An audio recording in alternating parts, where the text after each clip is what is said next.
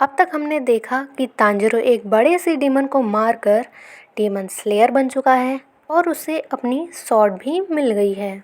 तभी उसके पास उसका क्रो आता है और उसे उसका पहला मिशन देता है। अब तांजिरो अपनी नई यूनिफॉर्म पहनकर तैयार हो जाता है।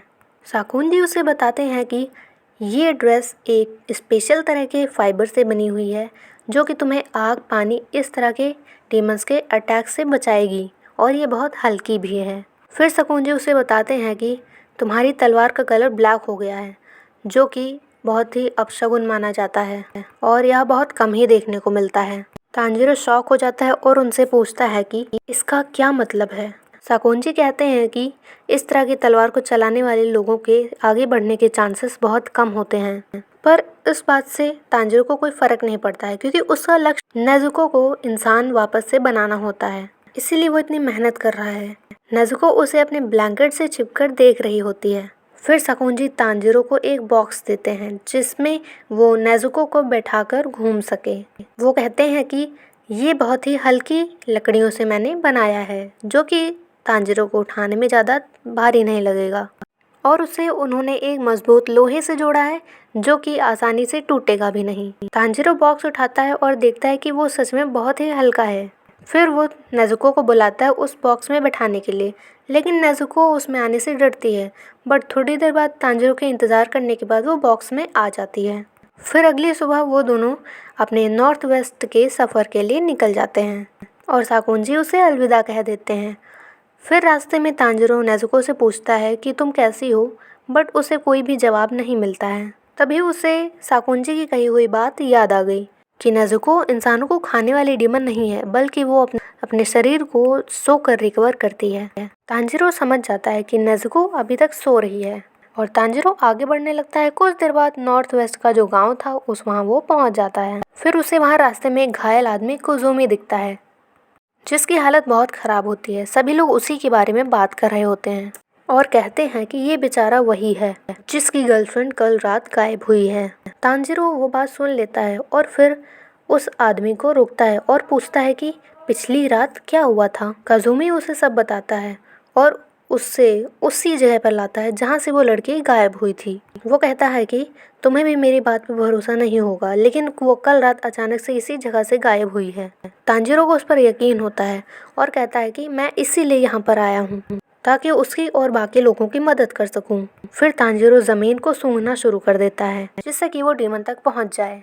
उसे लाल कलर की स्मेल हवा में घूमते हुए दिखाई देने लगती है, मगर वो स्मेल बहुत ही हल्की होती है।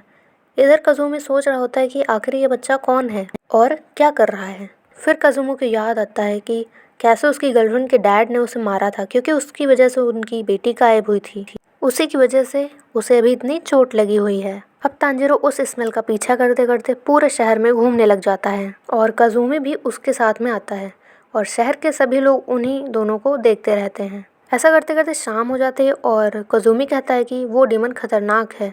तांजिरो कहता है कि मैं ये बात जानता हूँ और उसे रोकने ही मैं यहाँ आया हूँ। कुछ ही देर में रात हो जाती है और काजुमी उसे घर वापस लौटने के लिए बोलता है। तांजिरो मना कर देता है और कहता है कि हमें डीमन को इसी वक्त ढूंढना होगा क्योंकि वो रात में ही बाहर निकलता है। मैं डीमन को फील कर पा रहा हूँ और डीमन यहीं कहीं आसपास ही है।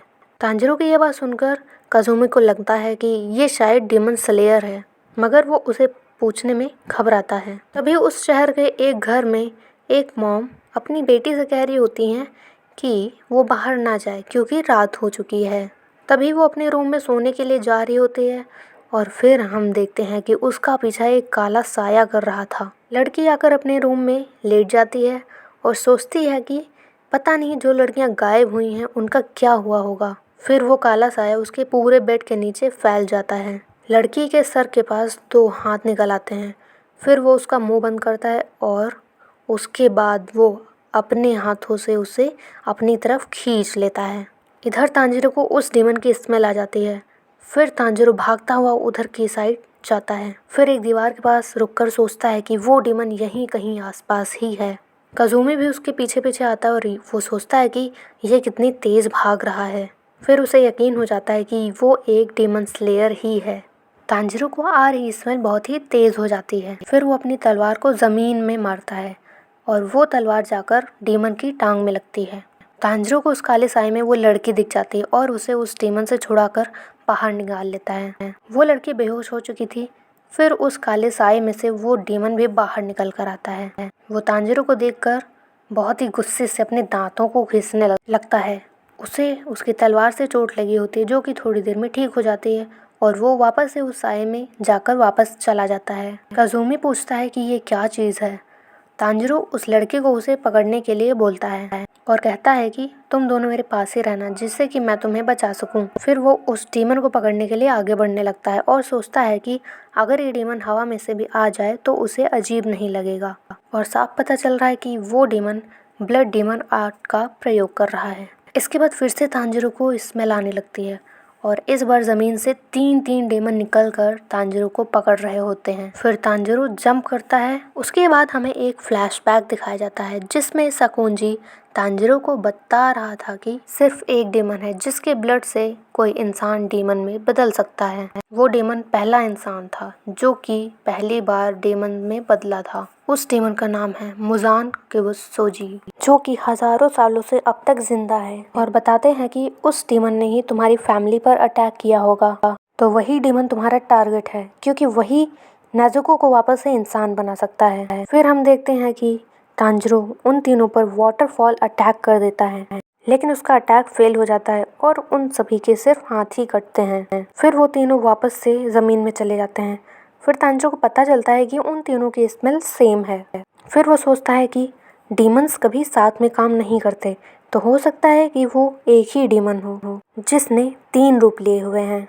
डीमंस के हाथ कट गए थे लेकिन उन डीमंस को कोई फर्क नहीं पड़ता क्योंकि उनकी हीलिंग पावर काफ़ी ज़्यादा होती है। लेकिन उनमें से एक अचानक से उस लड़की की ओर हाथ बढ़ाने लगता है।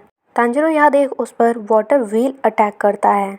फिर उसका अटैक फेल हो जाता है क्योंकि ये तीनों डीमंस बहुत ही तेज़ हैं। मगर फिर भी वो काजुमी और उस लड़की को बचा लेता है और सोचता है कि इन दोनों के यहाँ रहते हुए मैं फुल स्विंग नहीं यूज़ कर पा रहा हूँ।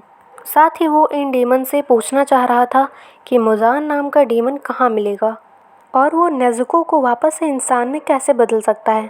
फिर इन तीनों में से एक डीमन बाहर निकल कर आता है और तांजिरो पर चिल्लाना शुरू करता है।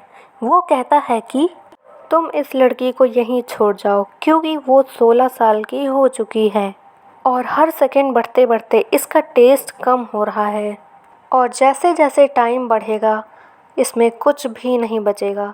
फिर पीछे से एक सींग वाला डेमन निकल कर आता है और वो उससे कहता है कि शांत हो जाओ और चिंता मत करो क्योंकि मैंने वैसे भी 16 साल की बहुत सारी लड़कियां खा ली हैं तो एक लड़की के जाने से कुछ नहीं होगा। पर वो डेमन शांत नहीं होता और कहता है कि वो सारी लड़कियों को खाना चाहता है। काजुमी कहता है कि जिस लड़की को तुम पिछली रात लेकर गए थे प्लीज़ उसे वापस कर दो।